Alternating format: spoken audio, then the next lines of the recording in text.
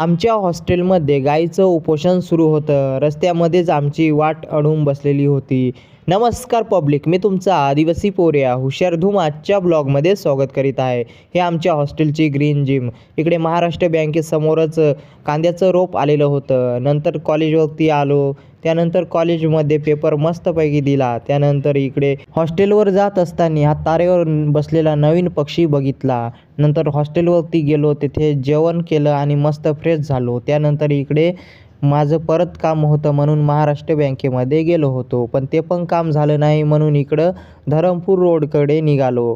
इकडे या धरमपूर रोडावर मस्तपैकी खुर्च्या होत्या. नंतर तिथे एक माझं मित्राचं दुकान होतं, मग तिथे जाऊन फुकटचा सोडा पिला. आदिवासी रुबाब नावाचं एक माझ्या मित्राचं कपड्याचं दुकान आहे, तर तेथे चांगल्या प्रकारचे कपडे मिळतात, तर तुम्ही नक्की जाऊन तेथे कपडे खरेदी करू शकता. नंतर मग मी हॉस्टेलकडे निघालो.